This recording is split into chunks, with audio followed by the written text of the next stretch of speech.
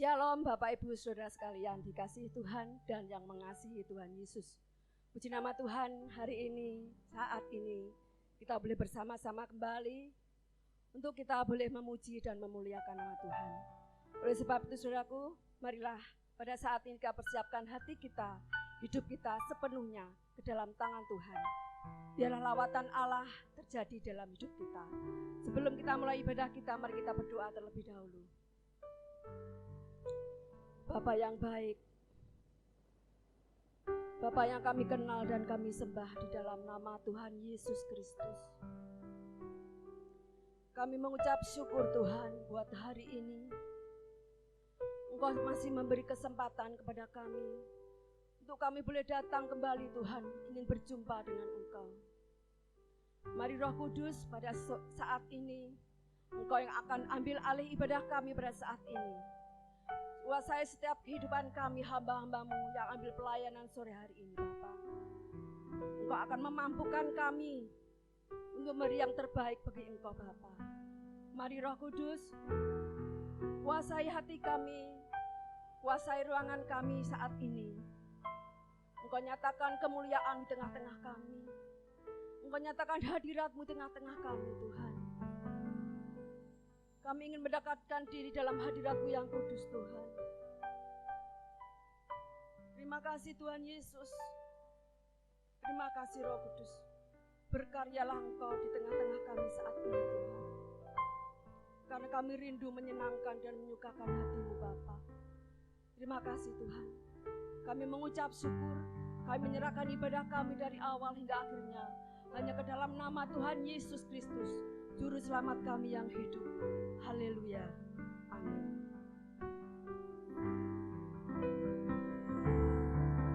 Di hadirat-Mu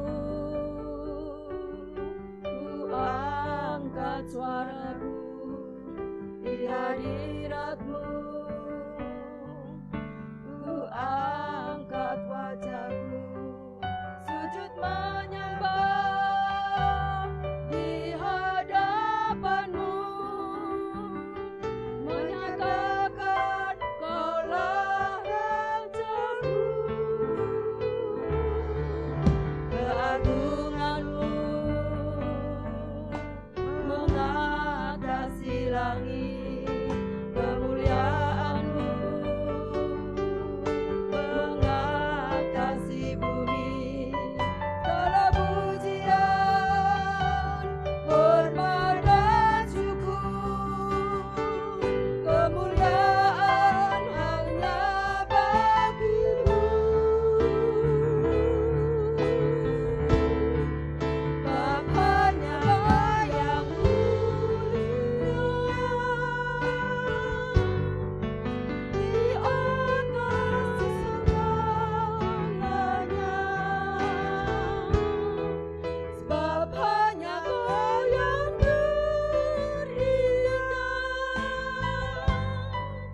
melebihi segalanya. Ku angkat wajahku memandang keindahan-Mu. Kau yang termulia, agung nama-Mu, Yesus Raja.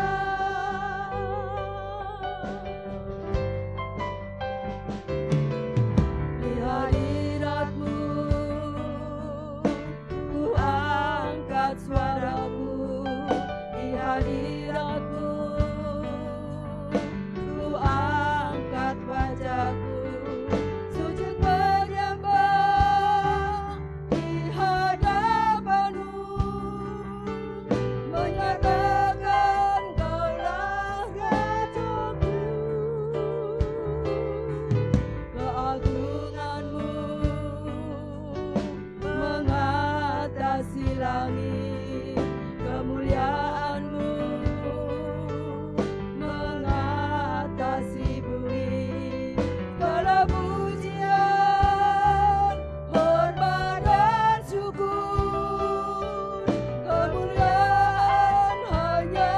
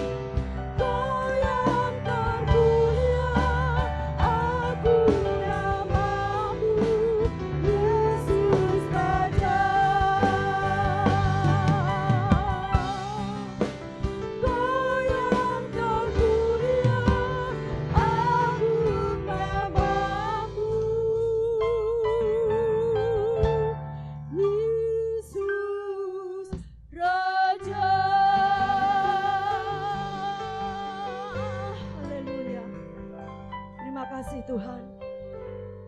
Terima kasih Tuhan. Hanya Engkau yang kami agungkan sore hari ini. Hanya Engkau Allah satu-satu yang kami tinggikan saat ini. Terima kasih Bapa. Haleluya. Puji nama Tuhan saudaraku. Mari saat ini kita boleh bersyukur. Dalam keadaan situasi yang tidak menentu seperti saat ini. Tetapi kasih Tuhan Yesus Kristus selalu ada dalam hidup kami. Tidak pernah jauh. Oleh sebab itu mari saat ini kita bersyukur. Memuliakan nama Dia. Haleluya.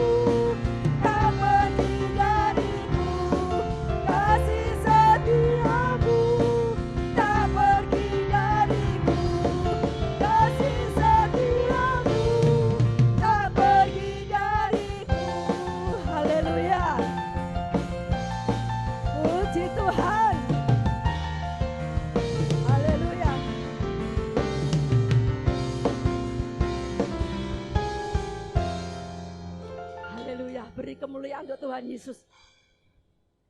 Saudaraku, pujian mengatakan, kasih setiamu tidak pernah pergi dariku. Walaupun bumi berguncang, gunung-gunung beranjak. Dan itu nyata saat ini, saudaraku. Di mana yang tidak guncang? Gempa bumi di mana-mana. Di seluruh Nusantara, bahkan di seluruh bumi mengalami seperti itu.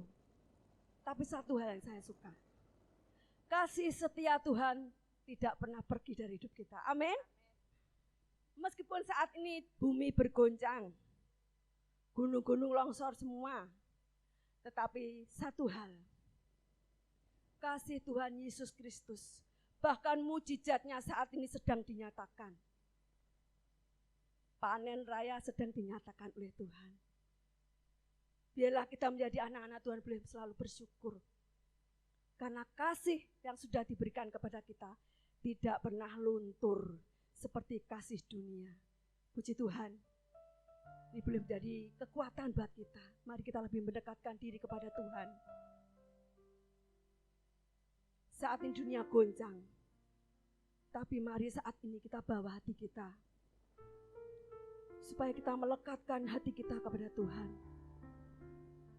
Sehingga iman kita, kasih kita tidak pernah goyah, tidak pernah luntur. Karena kasih Allah selalu melekat di dalam hidup kita. Mari kita persiapkan hati kita untuk kita dibentuk dengan firman Tuhan. Kita akan pujikan pujian yang terakhir. Haleluya Yesus.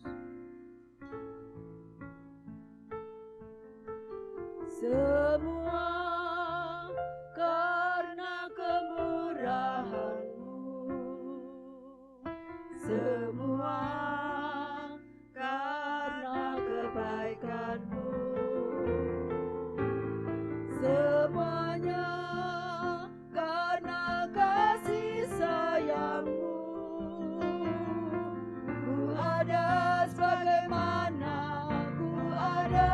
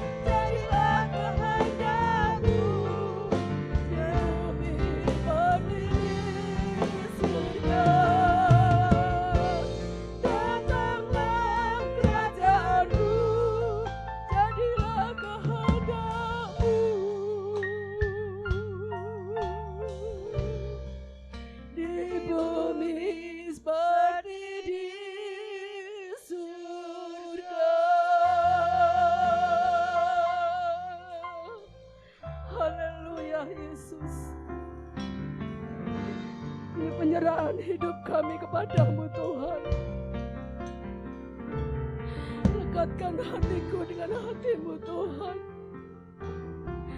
Tetapkan setiap langkah-langkah kami sesuai dengan kehendak-Mu Bapa. Tepatkan semua yang kami perbuat sesuai dengan firman-Mu Tuhan. Terima kasih Tuhan Yesus. Saat ini kami perlu Engkau Roh Kudus dalam hidup kami. Kami mau melekatkan hati kami dengan hati-Mu Tuhan. Biarlah Engkau yang memimpin setiap langkah kehidupan kami Tuhan. Di dalam dunia semakin hari semakin gelap ini, kami perlu Engkau Roh Kudus untuk menyinari setiap langkah kami. Tapi kami perlu Engkau Yesus yang menjadi sumber kekuatan kami. Engkau satu-satunya sumber dari segala sumber Bapa. Terima kasih Tuhan Yesus. Terima kasih. Terima kasih Tuhan. Kau sudah memberkati kami lewat pujian dan penyembahan. Sebentar Tuhan, Engkau akan memberkati dengan firman-Mu. Mari Roh Kudus kuasai hati kami. Beri setiap kami anak-anak-Mu yang saat ini hadir di dalam ibadah kami saat ini Tuhan. Beri kepada kami hikmat yang daripada Engkau. Sehingga kami mengerti apa yang Tuhan mau dalam hidup kami. Mari Tuhan Yesus, Kau persiapkan hamba-Mu. Urapi hamba-Mu dengan kuasa Roh Kudus-Mu Bapa. Sehingga setiap firman yang keluar dari lidah bibir hamba-Mu, firman yang berkuasa. Firman yang memberkati kami, firman yang membangun kami, firman yang menjadi kekuatan kami Bapa. Terima kasih Tuhan Yesus, terima kasih. Kami percaya saat ini Kau ada tengah-tengah kami. Roh Kudus berkarya di dalam hidup kami Bapa. Mampukan kami jadi anak-anak-Mu bukan sebagai pendengar saja, tapi kami mampu melakukan segala firman-Mu dalam hidup kami, sehingga hidup kami menjadi hidup yang berkenan kepada Engkau Bapa. Terima kasih Tuhan Yesus, kami menyerahkan ibadah kami dari pertengahan hingga akhirnya ke dalam tangan kasih Allah. Dan kami sambut firman Tuhan hanya di dalam nama Tuhan Yesus Kristus. Haleluya. Amin.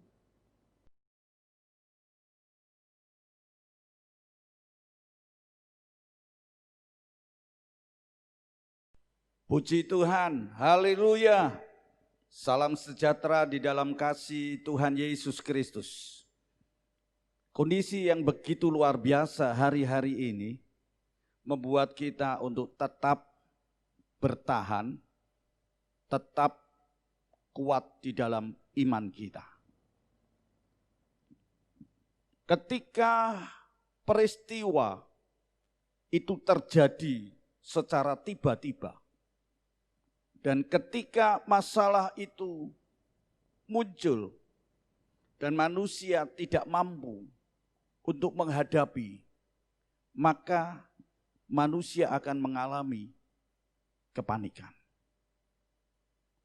Kita bisa melihat hal-hal terjadi akhir-akhir ini, membuat banyak orang panik karena tidak mampu untuk mengatasi, tidak mampu untuk menghadapi, karena begitu cepat dan begitu mendadak hal itu terjadi dan ada di depan kita. Mari hari ini kita mau belajar bersama-sama. Tema hari ini adalah panik. Ya. Panik. Mari kita akan melihat diri kita, apakah hari-hari ini kita termasuk di dalam kategori panik.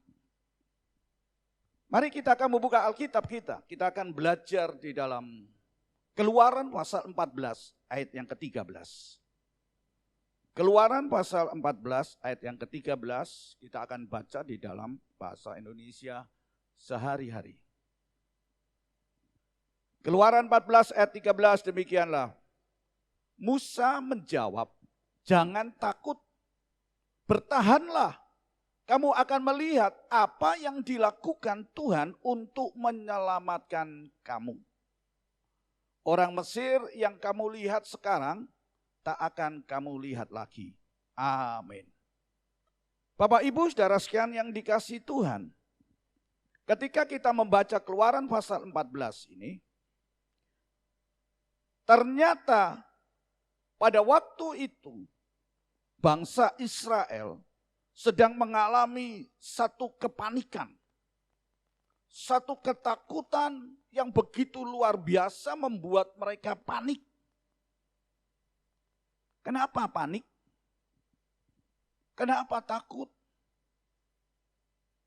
Ternyata Bapak Ibu saudara sekalian yang dikasihi Tuhan, ketika bangsa Israel keluar dari negeri Mesir, dari negeri perbudakan, Tuhan lepaskan dengan begitu ajaibnya.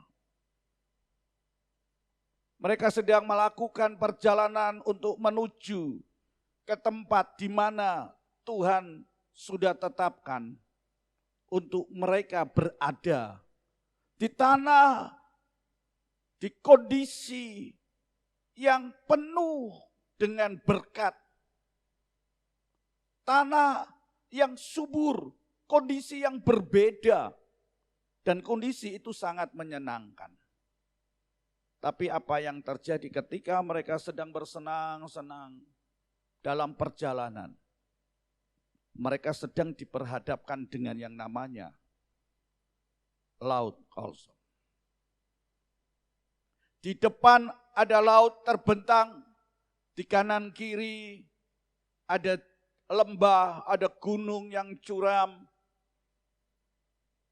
Dan ternyata di belakang pasukan Firaun dengan bala tentara yang istimewa, pilihan, sedang mengejar mereka. Untuk apa? Menawan mereka kembali. Ya. Untuk membawa mereka kembali. Untuk menjadi budak.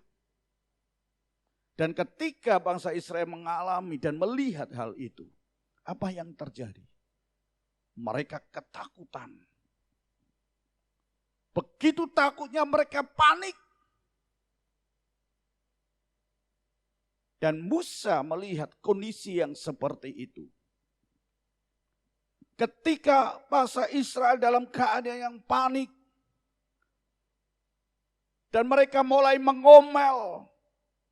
Mereka mulai menggerutu. Mereka saling menyalahkan. Dan mereka ingin kembali di mana dia pernah berada. Hidup. Walaupun mereka harus menjadi pekerja rodi. Mereka tidak bebas, tapi mereka bisa hidup. Mereka mengatakan, apakah kami harus mati di padang gurun ini? Dan Musa menjawab pada waktu itu, jangan takut, bertahanlah. Kamu akan melihat apa yang dilakukan Tuhan untuk menyelamatkan kamu. Bapak Ibu saudara sekalian yang dikasihi Tuhan. Hari ini juga Tuhan berkata kepada saudara dan saya. Jangan panik ketika kita menghadapi jalan buntu. Menghadapi masalah yang tiba-tiba datang dan menghadang kehidupan kita. Dan inginkan supaya apa? Supaya kita bisa bertahan. Dan kita bisa melihat perbuatan Allah yang luar biasa. Ketika kita dalam keadaan yang tidak lagi mampu untuk bergerak. Tuhan ingin menyatakan sesuatu.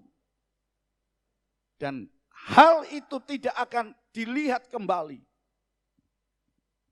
Pasukan yang akan menarik mereka kembali, mengikat mereka kembali, tidak akan dilihat lagi. Dan Tuhan akan menyelamatkan. Bapak Ibu Saudara sekalian yang dikasihi Tuhan. Mari kita mau belajar. Kita akan memahami apa panik itu. Di dalam Kamus Besar Bahasa Indonesia, panik itu adalah bingung. Nah, bingung, nggak tahu kemana harus melangkah. Merasa jalan buntu. Ke depan, belakang, kiri, kanan, sudah tidak ada harapan. Bingung. Coba perhatikan, bukankah hari-hari ini kita juga merasa bingung menghadapi situasi kondisi yang sampai hari ini tidak semakin baik? Itu panik, Bapak Ibu. Tuhan inginkan jangan bingung, jangan panik. Tenang, bertahan. Kau akan melihat apa yang dilakukan Tuhan untuk menyelamatkan engkau. Untuk melepaskan saudara dan saya. Kata panik itu juga berarti gugup. Coba, kalau kita merasa gugup ketika ada sesuatu yang ada di depan kita, ya, kemudian kita tidak bisa melangkah, mengambil keputusan, kita gugup. Ya. Kata panik itu juga mengatakan takut yang mendadak.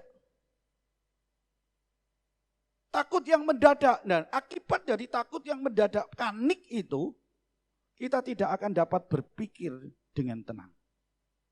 Sebab itu, Musa berkata kepada bangsa Israel, jangan takut, bertahanlah. Ya, bertahan, jangan panik, saudara, untuk menghadapi seperti situasi kondisi itu. Nah, oleh sebab itu di dalam situasi bagaimanapun yang terjadi di dalam kehidupan kita, kita tidak boleh panik. Karena tadi panik, pikiran kita tidak dapat berpikir dengan tenang. Sehingga apa yang terjadi? Kita salah untuk melangkah. Ya, bukankah ketika kita dalam keadaan panik, bingung, gugup, yang sebenarnya kita mau menyelamatkan anak kita ketika terjadi kebakaran, gitu. Tahu-tahu mendadak kebakaran di rumah. Ya, enak-enak sedang tidur. Di samping kita ada anak kita. Bukankah seringkali yang kita ambil bukan anak, tapi bantal guling, gitu. Karena apa? Panik. Iya. Dan kepanikan itu akan mengakibatkan apa? Pola pikir kita sudah berubah. Tidak bisa tenang. Sehingga salah langkah. Nah, Bapak Ibu saudara sekalian dikasih Tuhan. Dalam kondisi seperti ini, hari-hari ini, jangan membuat kita itu panik. Sehingga kita salah untuk bertindak. Ya. Pikiran kita nggak bisa tenang. Kalau pikiran kita nggak tenang, tindakan kita pasti akan salah. Nah, Bapak Ibu saudara sekalian yang dikasihi Tuhan, panik itu adalah semacam kecemasan. Ya. Kecemasan dengan cirinya apa, Bapak Ibu saudara sekalian? Kita rasa takut. Cirinya ketika kita cemas, kemudian kita takut. Tadi dikatakan takut untuk melangkah. Karena sudah tidak ada jalan lagi. Kata panik itu juga akan timbul satu perasaan bahwa satu bencana itu akan terjadi. Seperti yang dialami oleh bangsa Israel pada waktu itu. Bencana apa yang terjadi? Satu. Kalau dia terus lanjutkan perjalanan, tenggelam. Ya, di laut Tebera. Kiri kanan jurang, lembah. Di belakang pasti ditangkap. Perhatikan. Itu panik, timbul satu perasaan. Bahwa ini akan terjadi bencana dalam diri saya. Ada sesuatu yang akan merugikan saya. Itu panik Bapak Ibu Saudara sekalian. Dan ketika kita panik itu merupakan satu tanda dalam kehidupan kita bahwa kita tidak mampu. Tidak mampu untuk mengendalikan diri kita. Yang sebenarnya itu tidak ada sesuatu yang buruk yang benar-benar akan terjadi. Itu panik Bapak Ibu Saudara sekalian. Kita tidak mampu untuk mengendalikan diri. Padahal tidak terjadi apa-apa. Nah, tadi katakan, jangan kita panik dengan situasi, kondisi, dan apa yang sedang kita hadapi dan kita alami untuk hari-hari ini. Perhatikan, serangan panik itu dapat terjadi kapanpun, dimanapun. Perhatikan, serangan kepanikan itu dapat terjadi kapanpun, kita tidak tahu. Ya, itu bisa terjadi sewaktu-waktu. Nah, kalau itu terjadi di dalam kehidupan kita, ketika kita mengalami serangan seperti itu, maka kita akan menjadi khawatir dan takut. Apa khawatir dan takut? Takutnya sewaktu-waktu itu dapat terulang kembali. Ya, seringkali kita juga katakan, jangan-jangan itu besok akan terulang kembali terhadap diri kita. Nah, dampak dari kepanikan itu apa? Kita lihat dampak dari kepanikan itu adalah tidak semangat.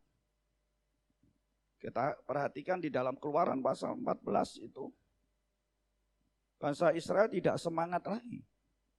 Dengan dibuktikan ngomel, gerutu, nyalahkan. Hati-hati. Jangan virus kepanikan itu ada di dalam kehidupan kita. Sehingga membuat kita tidak punya gairah. Ya. Tidak punya semangat.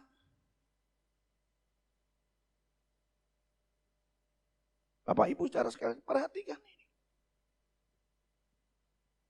Bukankah hari-hari ini kita juga tidak semangat untuk melakukan sesuatu? Karena sedang dihadapkan dengan kepanikan-kepanikan yang terjadi. Ada isu ini, ada berita ini. Kemudian kita panik. Ketika kita panik, kita sudah angkat tangan. Ngapain?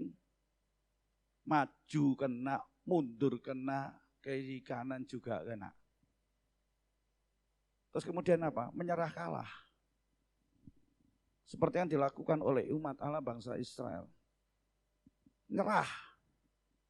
Tapi apakah Tuhan ingin supaya kita hanya menyerah dengan masalah yang terjadi? Menyerah dengan keadaan yang ada dan sedang kita hadapi. Perhatikan, Tuhan tidak menginginkan hal itu terjadi di dalam kehidupan kita. Kalau Tuhan sudah mengeluarkan mereka, membebaskan, menyelamatkan mereka, maka Tuhan tidak pernah gagal untuk kepada mencapai apa yang menjadi tujuannya dalam diri kita.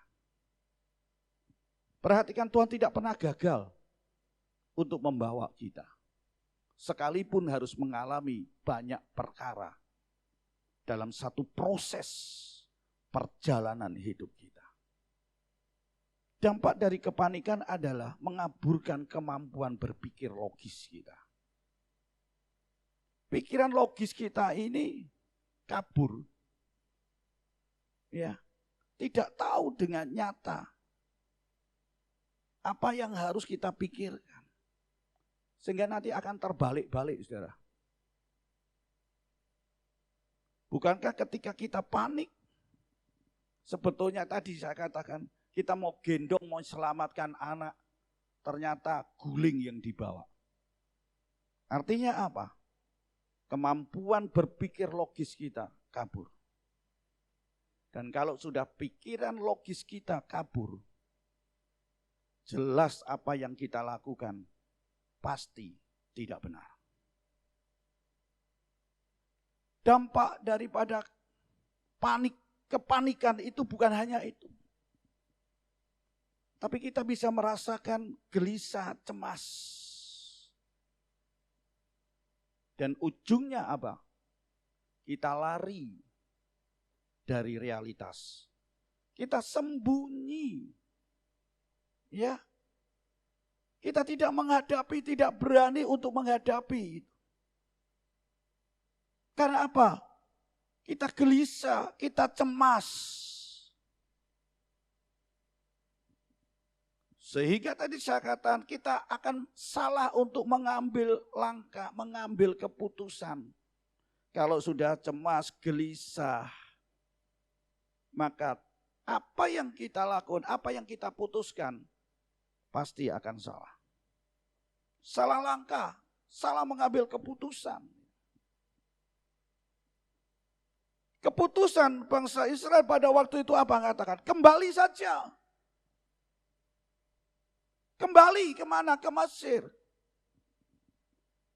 Daripada dia harus melanjutkan perjalanan menurut dan taat kepada perintah Tuhan. Oh, dalam perjalanan awal saja sudah mengalami permasalahan, ketakutan, kecemasan, kepanikan. Maka katakan, ayo kembali saja di sana. Kembali lagi. Walaupun dia tidak bebas. Walaupun dia terikat. Walaupun dia harus menjadi pekerja rodi.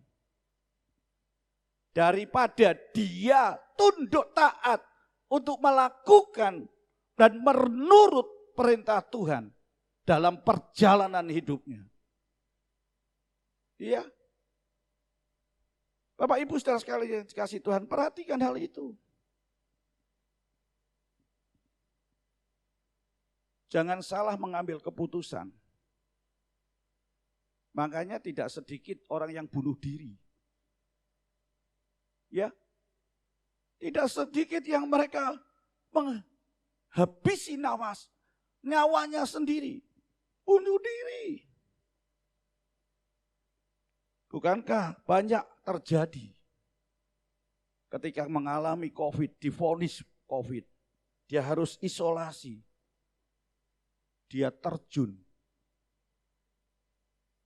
dari atas lantai tingkat di mana dia berada. Ya, saya tadi malam mendengar satu kesaksian. Mereka putus asa. Mereka panik kondisi yang tidak baik. Dia ingin membawa bersama dengan anaknya. Untuk apa? Terjun bunuh diri. Dari tingkat 17. Dia pikir, aku terjun, selesai masalah saya. Tapi apakah Tuhan kehendaki? Tidak. Dan realitasnya Tuhan melakukan sesuatu yang luar biasa dalam diri. Dan hari ini saya yakin Tuhan ingin kerjakan sesuatu yang luar biasa dalam hidup saudara dan saya. Mau menyelamatkan saudara dan saya. Sebagaimana apa yang dikatakan tadi, orang Mesir yang kamu lihat sekarang tak akan kamu lihat lagi. Dan memang benar, Firaun dengan tentaranya yang istimewa, yang gagah perkasa, orang yang pilihan. Apa yang terjadi? Mereka mati semua. Di mana saudara? Di laut.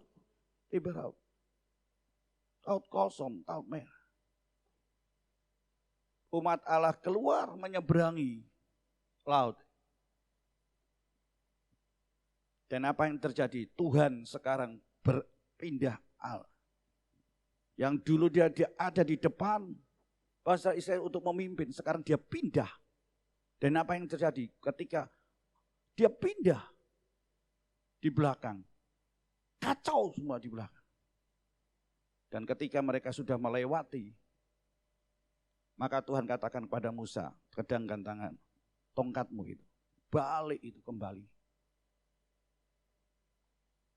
Dan mereka tidak lagi melihat Firaun dengan bala tentara istimewa untuk mengejar-ngejar dia. Hari ini saya sangat yakin apapun yang terjadi, yang sedang membuat engkau panik, membuat engkau takut. Mari kita mau belajar bersandar kepada Tuhan. Bertahan. Ya. Tenang di dalam Tuhan. Tuhan yang akan melakukan itu dan engkau akan melihat mujizat itu terjadi di dalam kehidupan kita. Dampak dari ketakutan atau kepanikan itu adalah nyalinya menjadi kecil. Ya, nyalinya kecil. Kita lihat Daud dia tidak punya nyali kecil ketika dia harus menghadapi Goliat yang begitu besar. Tidak sebanding. Ya, tinggi besar raksasa, Daud kecil. Daud dia tidak membawa yang namanya senjata, pedang. Dia tidak juga membawa yang namanya perlengkapan senjata perang. Tameng, ketopong, sepatu, baju sirah. Enggak bawa itu karena ketika dia dipakai seperti pakaian itu, dia enggak bisa jalan. Tapi yang dia bawa adalah nama Yesus, nama Tuhan yang dihina oleh Goliat.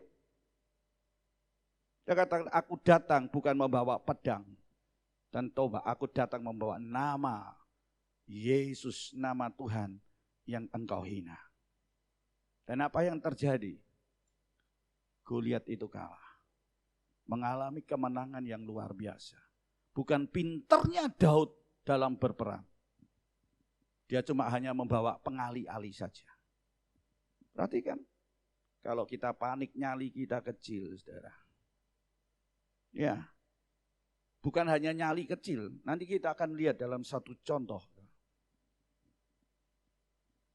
Bukan hanya nyali kecil, tapi kita kehilangan kepercayaan kepada Tuhan. Dengan ditujukan apa? Kecewa kepada Tuhan. Dalam perjalanan umat Allah bangsa Israel dengan pimpinan Musa. Ketika mereka dalam menghadapi kondisi dan mereka panik, Bapak Ibu Saudara sekalian, apa yang terjadi? Dia kecewa dengan Tuhan. Masa Tuhan mengeluarkan saya dari negeri perbudakan, sekarang saya harus mati di padang belantara, padang gurun ini. Dan ketika mereka mengalami perjalanan-perjalanan di padang gurun, mereka seringkali ngomel, padahal Allah setiap hari dia memelihara, setiap hari dia menyertai umatnya dalam perjalanan. Dia melindungi. Tapi apa yang terjadi ketika dalam menghadapi kepanikan? Dia tidak lagi percaya kepada, kehilangan kepercayaan. Dia ngomel, kecewa kepada Tuhan. Bukan hanya kecewa, Bapak Ibu Saudara sekalian, tapi menarik kita untuk menjauh dari pertolongan yang Tuhan ingin berikan dalam hidup kita. Ketika kita kehilangan kepercayaan kepada Tuhan, itu sama saja bahwa kita sudah ditarik jauh dari bantuan. Jauh dari pertolongan yang Tuhan ingin berikan kepada kita. Perhatikan itu. Oleh sebab itu jangan panik.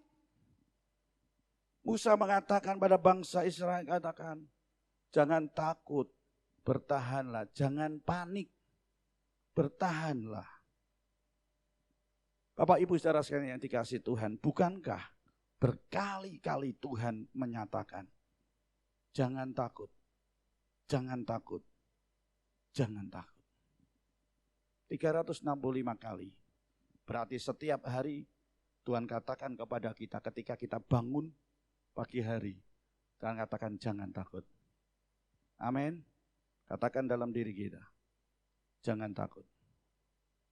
Ketakutan itu akan membuat kepada kita kepanikan. Karena katakan bertahan. Berdirilah teguh. Mari Bapak Ibu Saudara sekalian yang kasih Tuhan. Kita mau belajar dalam satu peristiwa dari murid-murid Yesus. Kita akan buka Alkitab kita di dalam Matius pasal yang ke-14. Matius 14. Kita mau belajar di mana murid-murid Yesus. Kita baca ayat yang ke-22 sampai 23. Yesus memerintahkan murid-muridnya. Yesus memerintahkan murid-muridnya untuk apa? Naik ke perahu untuk mendahului dia ke seberang, menyeberangi dia. Kemana? Kalau Bapak Ibu membaca di dalam Markus pasal 6 ayat 45, itu harus mendahului berada di Betsaida. Dan di mana Yesus? Ya, di mana Yesus? Yesus tinggal di daratan. Dia sedang berdoa di atas bukit. Perhatikan, Yesus menyuruh muridnya untuk mendahului, menyeberang, ya. Untuk apa? Berada di Betsaida. Ya. Berarti apa? Murid-muridnya dibiarkan sendiri. Yesusnya tinggal. Tapi apa yang terjadi, Bapak Ibu saudara sekalian yang dikasihi Tuhan? Di tengah perjalanan mereka sedang mengarungi danau itu untuk menyeberang. Apa yang terjadi? Badai terjadi. Perahu diombang-ambingkan dengan angin sakal. Coba enak-enak, tenang-tenang perjalanannya pada waktu malam. Biasanya pada waktu malam itu tenang airnya. Saya teringat dalam perjalanan saya menuju ke Pulau Lombok, ke adik saya. Dia mengatakan, kamu pulang jangan pagi hari, jangan siang hari. Pulang jam 12 malam, saudara. Waduh, saya jam 12 malam harus nyebrang. Perjalanan dari Lombok ke Bali memakan waktu 4,5 jam. Dia katakan kalau malam tenang. Karena apa? Hari-hari gelombang itu tidak bisa ditentukan. Kapan? Saya pernah perjalanan ke sana dengan naik perahu dari kapal kecil, semua mabuk. Anak-anak saya mabuk semua. Ya, satu kapal mabuk semua. Padahal siang hari. Karena diterjang dengan gelombang. Kelihatannya tenang malam. Dan ini terjadi pada malam hari. Mereka ditimpa dengan gelombang, angin sakal, angin topan. Sehingga perahunya diombang-ambingkan. Dan ketika perahu itu diombang-ambingkan, apa yang terjadi? Murid-murid Yesus dalam keadaan panik, ketakutan. Ya, ketakutan, begitu panik dia. Ini kita diterpa, kapal kita diombang-ambingkan, mengerikan. Tapi perhatikan ayat itu, saudara. Di tengah-tengah kepanikan itu, Yesus menjumpai mereka. Di tengah-tengah kepanikan, perhatikan, Yesus menjumpai mereka.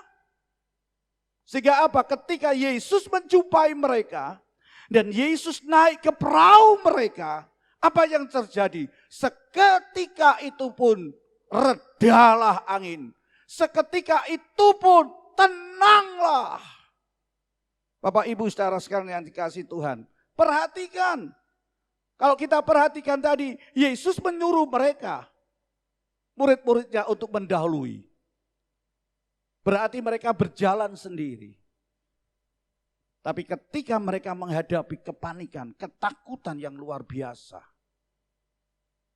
Yesus datang menghampiri dia, menyelamatkan mereka. Sehingga mereka sampai ke seberang dengan aman dan nyaman. Sampai kepada tujuan dengan aman dan nyaman. Luar biasa Bapak Ibu Saudara sekalian yang dikasihi Tuhan. Di tengah-tengah kepanikan, perhatikan, Yesus datang untuk menyelamatkan, Yesus datang untuk menolong, Yesus datang untuk memberikan ketenangan, damai sejahtera di dalam kehidupan. Oleh sebab itu mari hari-hari ini kita perhatikan. Apakah kita masih dalam kepanikan? Ataukah kita bertahan? Apakah kita masih dalam kehidupan ketakutan-ketakutan ini? Ataukah kita bersukacita karena Tuhan ada di samping kita dan Tuhan bersama dengan kita di dalam kondisi yang menakutkan itu. Nah, Bapak Ibu Saudara sekalian yang dikasihi Tuhan, bagaimana untuk kita tidak panik, untuk menerima mujizat dari Tuhan, untuk menerima keteduhan, untuk menerima kenyamanan. Mari kita akan belajar. Yang pertama, bagaimana untuk kita supaya tidak panik dan katakan tetap bertahan. Yang pertama adalah jangan mengkambing hitamkan. Ya. Jangan mengkambing hitamkan. Seringkali kita mengkambing hitamkan. Ya, ketika masalah itu datang dan kita menghadapi hal itu, maka kita paling enak mengkambing hitamkan. Kasihan, kambing sudah hitam jadi hitam. Ya, menakutkan. Coba perhatikan. Ketika Adam dan Hawa jatuh di dalam dosa dan Tuhan berkata kepada Adam, di mana kamu? Apa jawaban? Gara-gara aku seperti ini adalah gara-gara ini loh, perempuan yang kau berikan kepadaku. Betul? Mengkambing hitamkan orang lain. Nah, coba kita perhatikan di dalam peristiwa ini. Iya, apa yang terjadi? Katakan, ketika kita mengalami seperti itu, supaya kita lepas dan kita tidak panik, janganlah kita cari-cari kesalahan. Ya, seringkali kita cari-cari kesalahan, itu gara-gara pimpinannya, dari pendetanya, teman saya, sepelayanan. Itu gara-gara istri saya, gara-gara suami saya, gara-gara anak saya. Bulek terus, saudara. Tapi mari kita mau belajar hari ini. Jangan kita cari kambing hitam. Ya, jangan kita cari kesalahan-kesalahan. Coba kalau kita lihat di situ, bisa enggak mereka? Ini loh gara-gara Tuhan. Yesus nyuruh saya pergi. Yesus memerintahkan saya untuk mendahului. Nah, coba kalau Yesus bersama-sama. Iya kan? Kalau dia ada bersama-sama di dalam perahu, mungkin tidak ada. Ya, mungkin kita tidak mengalami ketakutan, kepanikan. Kita bisa enak-enak saja karena dia percaya bahwa Yesus itu bisa meredakan. Yesus berkuasa. Sebelum kita melihat mereka dalam perjalanan, apa yang terjadi? 5 roti, 2 ekor ikan. 5.000 orang, laki-laki. Perhatikan.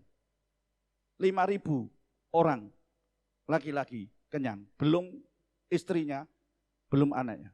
Masih sisa 12 bakul. 12 keranjang. Mujizat. Ya. Mereka bisa berkata kepadanya, nah, kita sedang dilepas oleh Yesus sendirian. Yesus membiarkan kita dalam kondisi seperti ini. Diterpa badai. Perahunya diombang-ambingkan. Sudah nggak bisa dikendalikan lagi. Dan mulai ketakutan-ketakutan yang ada di dalam itu. Seringkali kita juga menyalahkan Tuhan. Ya kan? Tuhan, saya sudah jadi pendeta. Tuhan, saya sudah jadi pelayan Tuhan. Tuhan, saya sudah melayani musik. Tuhan, saya jadi WL singer. Saya sudah banyak korban. Kenapa hal ini terjadi? Tetap salahno Tuhan. Jangan cari kambing hitam. Jangan mengkambing hitamkan Bapak Ibu Saudara sekalian. Belajar di dalam kehidupan kita. Sekalipun kita harus mengalami peristiwa-peristiwa yang tidak menyenangkan, jangan cari kambing hitam. Ya. Jangan cari kesalahan-kesalahan. Mari kita mau tetap bertahan. Ya. Tetap percaya kepada Tuhan. Dan perhatikan, kalau kita suka mengkambing hitamkan, maka akan membuat kita stres. Karena nggak ada jalan keluar. Ayo, kita mau belajar. Jangan cari perkara, jangan cari masalah. Ya, jangan cari kesalahan-kesalahan. Itu loh gara-gara istri saya, gara-gara. Tidak. Akuilah dalam diri kita. Seperti tadi, bulat terus, saudara. Dosa itu memang bulat, lingkaran setan. Mari kita akan menyadari hal ini. Supaya kita bisa lepas dari kepanikan kita. Jangan mengkambing hitamkan. Ya, jangan cari kesalahan. Kita tetap bertahan di dalamnya. Coba kita lihat dalam Yohanes pasal 9 ayat yang kedua. Yohanes 9 ayat yang kedua, apa yang terjadi ketika itu Bapak Ibu Saudara sekalian dikasihi Tuhan. Ada orang yang buta sejak lahir. Perhatikan, buta sejak lahir. Dan murid-murid Yesus itu bertanya kepada Yesus. Perhatikan, murid-muridnya itu bertanya kepada Yesus. Rabi, siapakah yang berbuat dosa?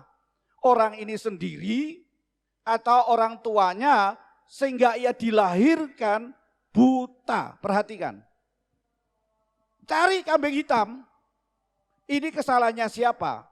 Konon dalam satu peristiwa kebudayaan mereka. Kalau ada seseorang yang mengalami sesuatu yang tidak benar, itu pasti ada kesalahan. Nah, bukankah seringkali kita juga mengatakan, oh kamu masih punya dosa, kamu punya kesalahan seperti ini, sehingga kamu harus mengalami seperti ini. Iya kan? Mengkambing hitamkan. Bukan kita membuat mereka untuk tetap bertekun, tetap bertahan, tetap mengandalkan Tuhan, tetap percaya kepada Tuhan, tapi cari kambing hitam. Bangkrut, kamu masih punya salah, kamu masih punya dosa. Adalah Ayub, teman-temannya mengatakan begitu, kamu pasti punya salah dengan Tuhan. Tapi coba apa yang dikatakan Tuhan? Apakah anak itu, orang itu sendiri, atau orang tuanya yang berdosa? Coba kita lihat ayat yang ketiga. Jawab Yesus itu apa? Jawab Yesus, bukan dia, bukan juga orang tuanya. Perhatikan, bukan mereka yang sakit sejak lahir buta itu. Bukan juga dosa-dosa dari orang tuanya. Tetapi perhatikan, karena pekerjaan Allah harus dinyatakan di dalam dia. Perhatikan, karena pekerjaan Allah harus dinyatakan di dalam dia. Buta bukan karena adanya kesalahan dirinya atau kesalahan dosa orang tuanya. Tetapi supaya, perhatikan, orang bisa melihat kuasa Allah bekerja dalam dirinya. Luar biasa, perhatikan. Supaya banyak orang melihat, perhatikan, kuasa Allah bekerja di dalam diri. Jadi Bapak Ibu Saudara sekalian yang dikasihi Tuhan. Saya yakin dalam perjalanan murid-murid Yesus ketika mengalami itu. Supaya banyak orang melihat kuasa Allah itu bekerja di dalam permasalahan-permasalahan yang dihadapi oleh murid-murid. Sekalipun mereka menghadapi ketakutan, sekalipun mereka dalam keadaan kepanikan, perhatikan. Sampai hari ini saudara dan saya juga melihat kuasa Tuhan itu terjadi. Reda kan? Itu dicatat di dalam Alkitab.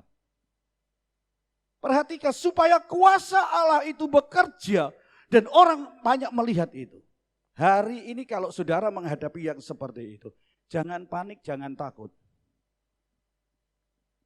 Orang akan melihat kuasa Tuhan ada di dalam kehidupan saudara. Amin. Amin.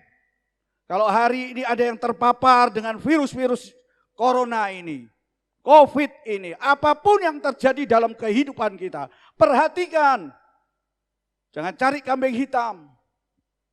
Oh, itu gara-gara saya berhubungan, bertemu dengan seseorang. Oh, gara-gara ini ada orang yang datang. Bukan. Tapi saya sangat yakin Tuhan akan menunjukkan kuasanya, penyertaannya, mujizatnya dalam hidupnya. Dan orang akan melihat Tuhan tidak pernah tinggalkan. Tuhan tidak pernah membiarkan. Amin. Ayo kita lihat, jangan kita cari-cari kesalahan. Tapi mari kita mau belajar. Peristiwa itu boleh terjadi dalam diri. Supaya banyak orang melihat kuasa Tuhan itu nyata di dalam setiap perkara yang kita hadapi. Amin. Bapak Ibu, saya akan baca, saya teringat dan saya tertarik dengan satu tulisan dari Bong Chandra. Itu seorang pembisnis, seorang pembicara, motivator di Indonesia. Apa yang dia katakan? Panik, perhatikan, panik dapat menurunkan akal sehat. Perhatikan, panik dapat menurunkan akal sehat kita. Sikapi masalah dengan tenang. Sikapi masalah dengan tenang. Coba kita perhatikan. Ketika mereka panik, murid-murid itu, maka kepanikan itu akan ditularkan kepada teman yang lain. Jadi satu kapal semua panik. Makanya dikatakan Bong Chandra ini hadapi dengan tenang. Hadapi itu dengan tenang. Coba kita perhatikan kembali di dalam Matius 14 ayat yang ke-26. Tadi dikatakan pikiran kita, nalar kita enggak nyambung. Ketika Yesus datang berjalan di atas air untuk menolong mereka, untuk melepaskan mereka, untuk membuat mereka nyaman, untuk membuat mereka tidak takut dan panik lagi. Apa yang terjadi? Petrus melihat Yesus itu, Tuhan itu apa? Hantu. Perhatikan. Dia tidak melihat Tuhan yang menyelamatkan, Tuhan yang hadir, dan Tuhan yang menolong, yang Tuhan akan memberikan kenyamanan. Tapi dia melihat hantu yang menakutkan sekali. Perhatikan, kehadiran Tuhan yang menolong berubah menjadi sesuatu yang menakutkan. Karena apa? Panik. Mari Bapak Ibu Saudara sekalian yang dikasih Tuhan, jangan panik. Kalau kau panik, kau tidak akan melihat Yesus datang untuk menolong.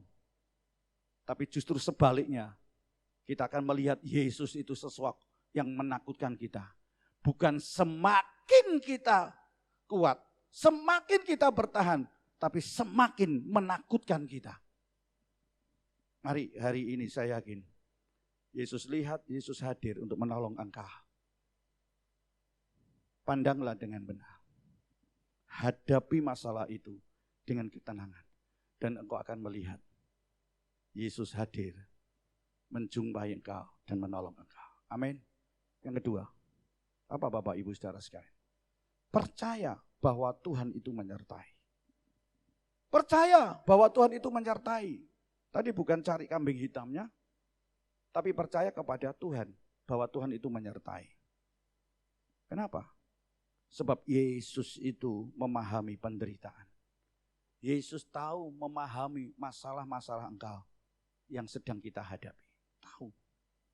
Yesus juga memahami semua ketakutan dan kekhawatiran yang sedang kita hadapi, yang sedang terjadi di dalam kehidupan kita. Perhatikan, Yesus juga memahami saudara dan saya. Bukan hanya dia sebagai Allah yang ilahi, tapi juga dia memahami segala sesuatu yang kita hadapi.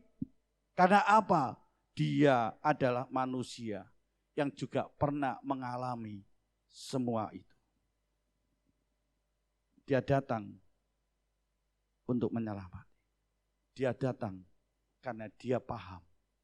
Dia tahu apa yang saudara rasakan. hari ini engkau jangan merasa sendiri. Ya. Engkau jangan merasa panik. Engkau jangan merasa tidak ada jalan lagi.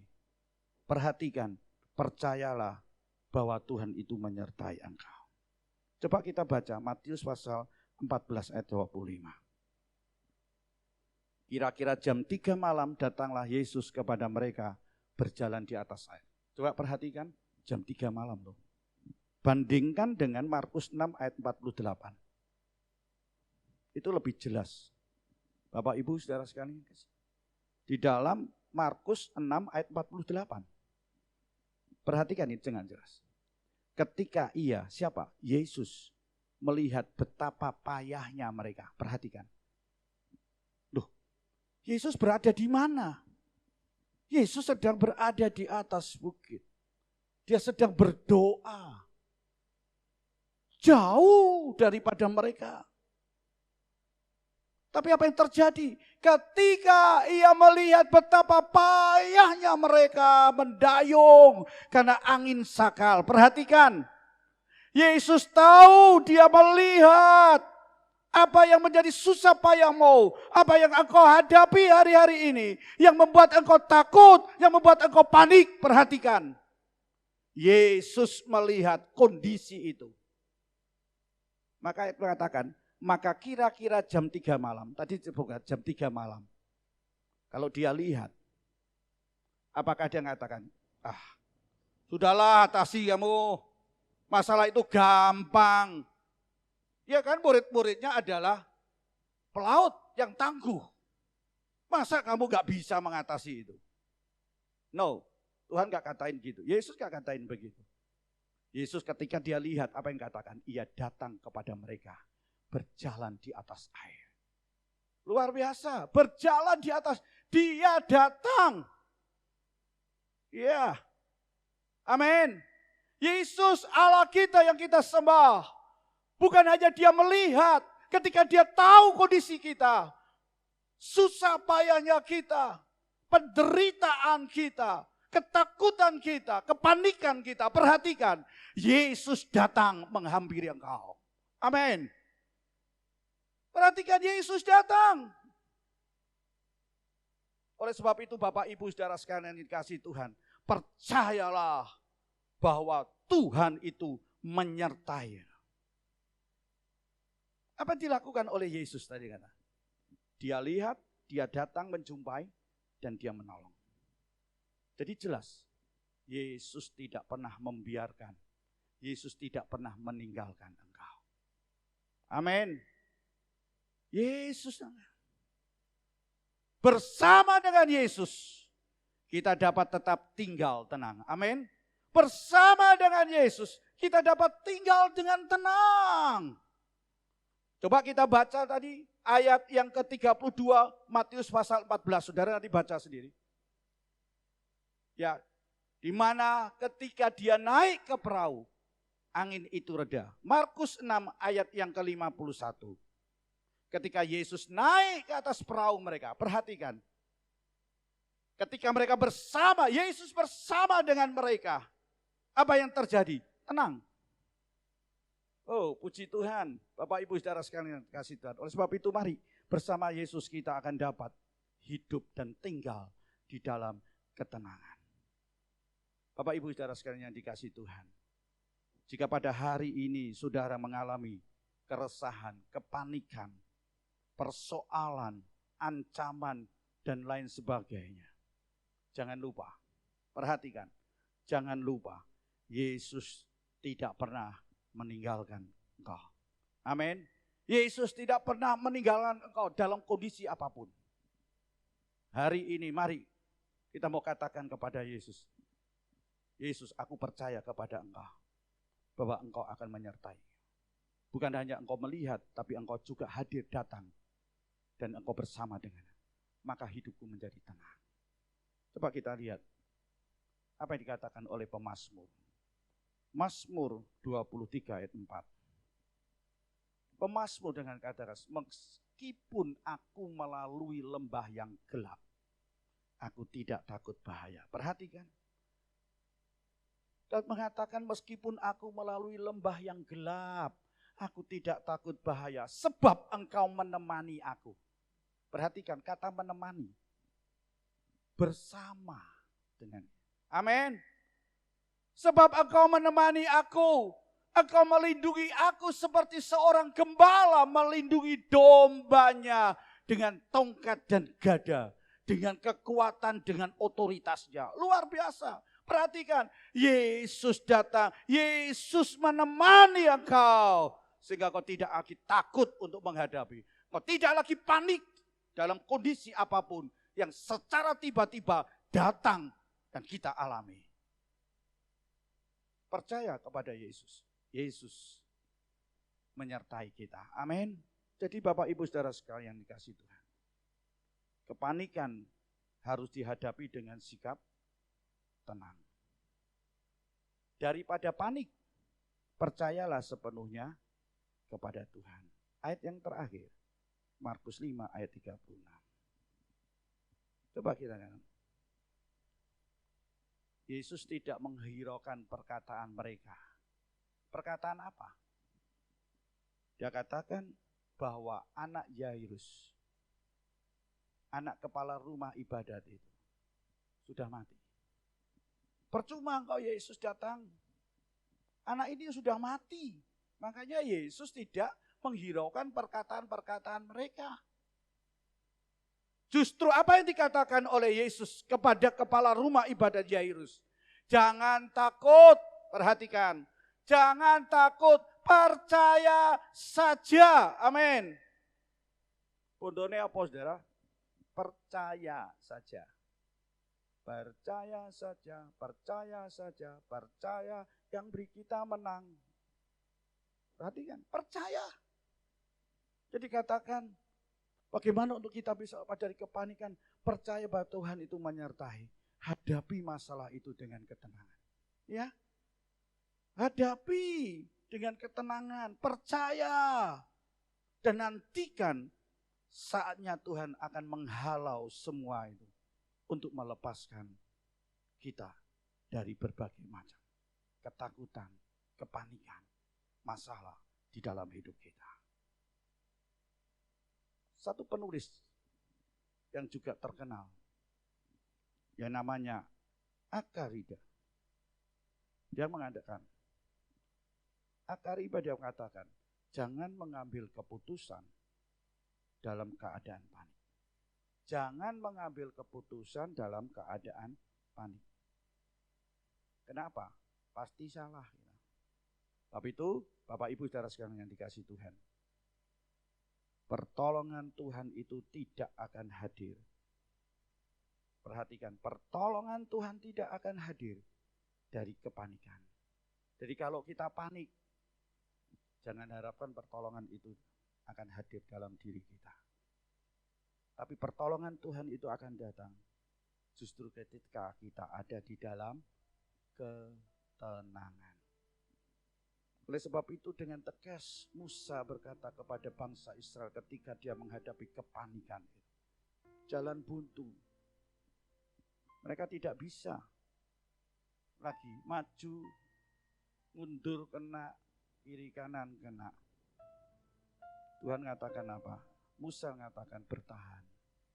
Perhatikan, ketika kita masih dalam kepanikan, kita tidak bisa melihat pertolongan Tuhan itu di dalam kehidupan kita.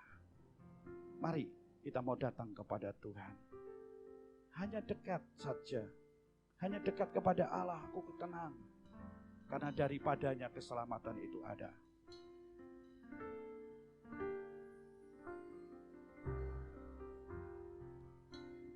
Hanya dekat Allahku, rasa tenang hatiku, Kau sertai jalanku sepanjang hidupku.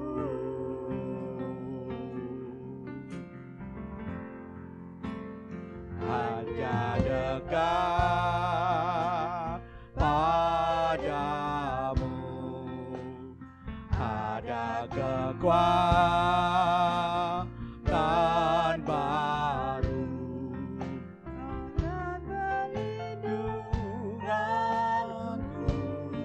keselamatanku, keselamatanku.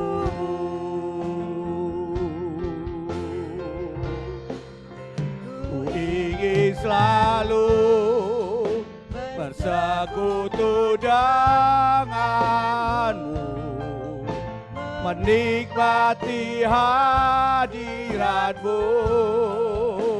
Biarkan rohmu tinggal dalam hidupku.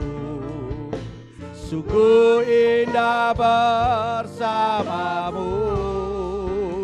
Ku ingin selalu bersekutu denganmu, menikmati hadiratmu.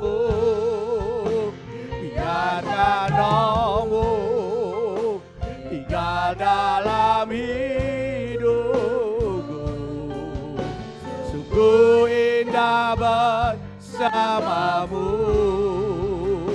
selamanya. Katakan, hanya dekat Allah aku tenang. Dekat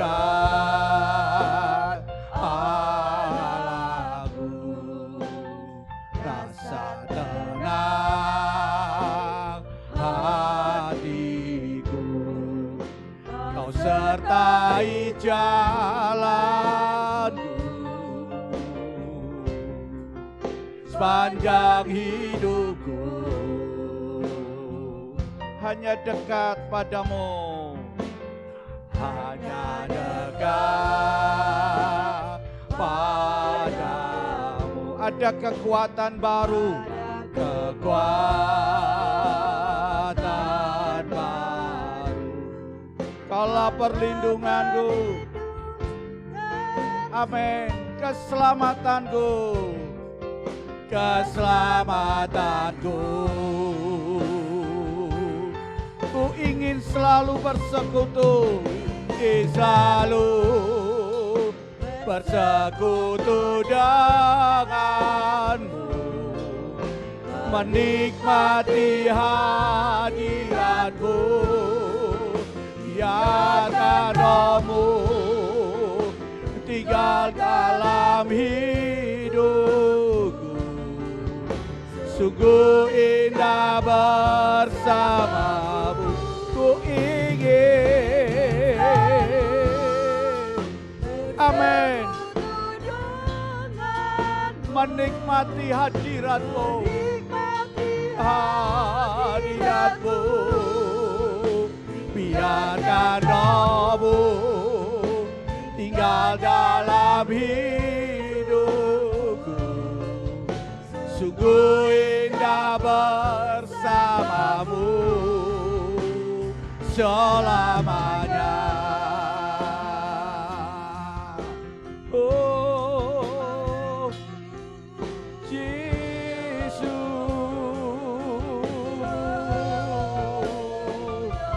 aku rindu dekat padamu, karena hanya dekat pada Engkau Tuhan aku merasa tenang, karena Engkau menyertai dalam setiap jalan hidup kami. Sekalipun kami di dalam lembah yang gelap, sekalipun dalam keadaan yang menakutkan, sekalipun dalam keadaan yang membuat kami panik, Tuhan, kami percaya Engkau menyertai kami, Engkau menemani kami, Tuhan. Engkau memberikan kekuatan yang baru, Engkau melindungi kami, Engkau menyelamatkan kami, Bapa. Hari ini kami boleh datang kepada Engkau, kami boleh menyerahkan semua permasalahan kami. Kami percaya Tuhan, Engkau tidak pernah membawa kami dalam kondisi yang tidak baik. Engkau melepaskan kami dari kondisi-kondisi yang tidak baik untuk Engkau ubah menjadi satu kondisi yang sangat jauh berbeda, yaitu dalam kesejahteraan, dalam hidup yang penuh dengan berkat, dengan hidup kenyamanan. Dan kami percaya Tuhan, hari ini Tuhan terjadi di dalam kehidupan kami. Terima kasih Tuhan. Terima kasih Tuhan. Bagi Bapak Ibu saudara sekalian yang di mana saudara berada. Kalau pada hari ini engkau mengalami jalan buntu, tidak ada harapan, ketakutan-ketakutan akan masa depanmu, akan ekonomimu, akan rumah tanggamu, akan kehidupan anak cucu keturunanmu, dan bahkan dalam dirimu sendiri. Perhatikan, Tuhan mengatakan jangan takut, jangan kau panik, bertahanlah, engkau akan melihat campur tangan Tuhan, pekerjaan Tuhan yang besar yang akan menyelamatkan engkau. Dan apa yang kau lihat hari ini, engkau tidak akan lihat untuk selamanya. Karena Tuhan sudah melepaskan kamu. Tuhan sudah menyelamatkan engkau. Tuhan melepaskan engkau dari segala ikatan-ikatan. Segala permasalahan dalam hidupmu yang membuat engkau takut, membuat engkau panik, membuat engkau cemas. Karena aku menyertai engkau. Dan ketika Yesus Allah menyertai engkau, maka kondisi yang tidak baik akan berubah menjadi tenang. Saya mengundang kepada Bapak Ibu saudara sekalian yang dikasihi Tuhan. Kalau engkau ingin menikmati persekutuan, menikmati hadirat Tuhan, dan menikmati kebersamaan Tuhan, penyertaan Tuhan di dalam setiap langkah kehidupan, dan engkau akan merasakan bahwa Tuhan tidak jauh dan tinggalkan engkau. Tuhan akan menemani engkau. Biar engkau mengangkat tanganmu dan kau katakan kepada Tuhan, hari ini Tuhan, aku mau dekat dengan engkau. Karena aku percaya kepada engkau Tuhan. Engkau melihat dalam kondisi kami. Bukan hanya engkau melihat, tapi engkau hadir, engkau datang menjumpai kami. Dan bahkan engkau melepaskan kami. Engkau menyembuhkan kami. Engkau memulihkan kami. Engkau mengangkat kami dan membuat kami tenang. Membuat kami bahagia menghadapi segala perkara. Mari kita akan bersama-sama katakan, hanya dekat Allahku. Dekat Allahku. Rasa tenang. Dengan percaya, kau katakan, hanya dekat Allah. Aku tenang. Karena kau menyertai aku dalam setiap sepanjang kehidupanku.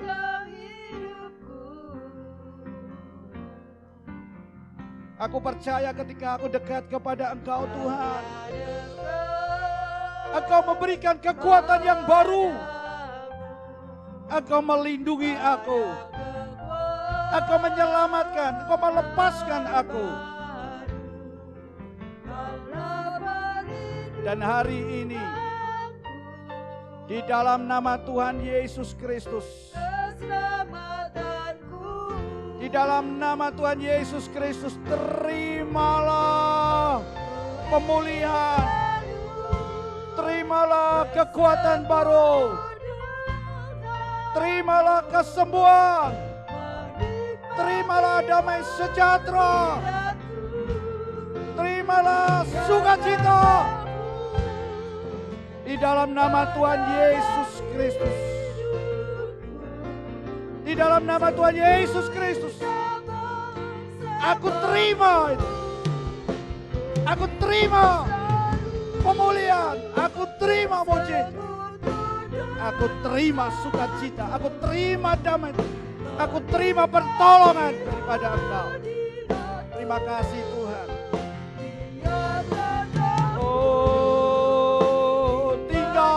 Dalam hidup bersama dengan kami. Ketika kau tinggal bersama, sungguh indah Tuhan. Hari ini satu pengalaman yang baru terjadi dalam hidup.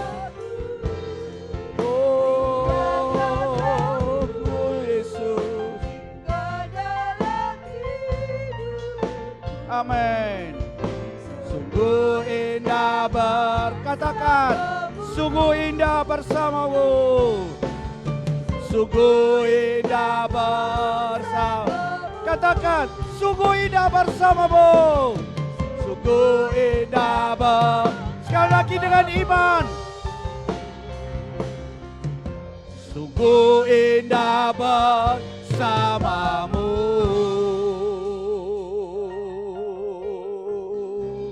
Katakan, selamanya.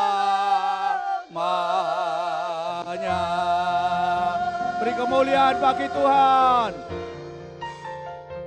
Kami boleh bersama dengan Engkau selamanya, dan Engkau tinggal bersama dalam hidup kami selamanya. Dan di dalam nama Tuhan Yesus Kristus, kami boleh menerima mujizat, menerima janji Tuhan, penyertaan Tuhan di dalam kehidupan kami, Tuhan. Terima kasih, kami yakin Kau sudah memberkati kami melalui kebenaran firman Allah. Meteraikan itu di dalam kehidupan kami.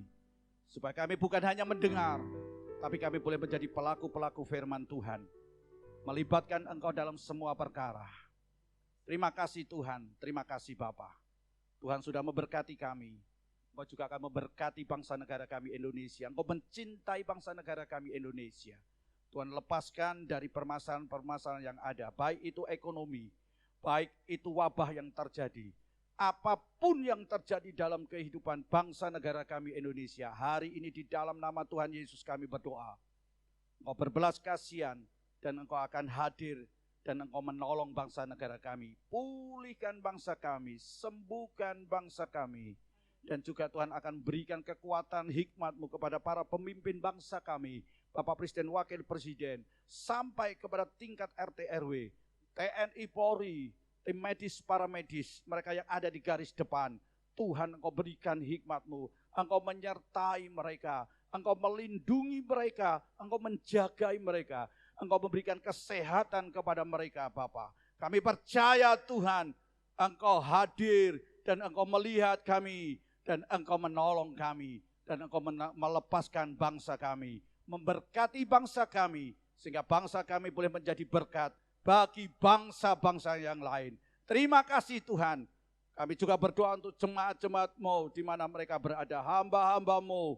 Tuhan, di mana mereka berada, gereja-gereja-Mu. Tuhan, Engkau juga hadir bersama dengan mereka. Tuhan hadir untuk menolong mereka, memberikan sukacita. Terima kasih Tuhan, terima kasih. Sekarang saudaraku yang kekasih, terimalah berkat dari Allah Bapa dengan cinta kasih Tuhan Yesus Kristus dalam persekutuan Allah Roh Kudus menyertai hidup saudara, pernikahan saudara, rumah tangga saudara, pekerjaan saudara, pelayanan saudara, pendidikan saudara, di mana saudara berada, apa yang engkau lakukan dibuat oleh Tuhan berhasil.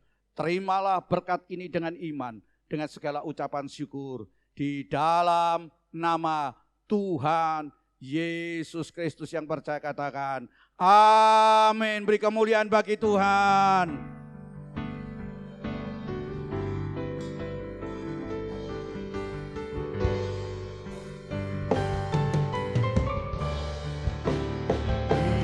Kiranya Engkau memberkati aku berlimpah-limpah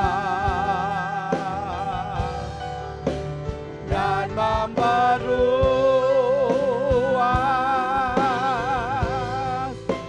daerahku,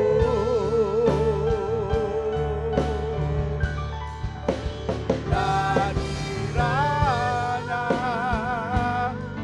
tangan-Mu menyertai aku dan melindungi aku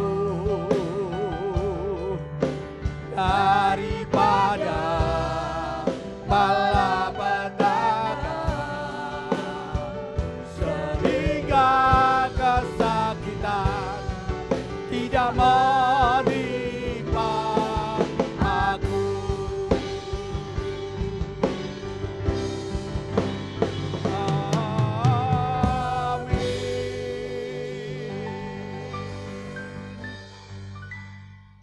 Tuhan memberkati, Tuhan menyertai. Jiwaku ku sorakan haleluya, namamu berkuasa, surga bumi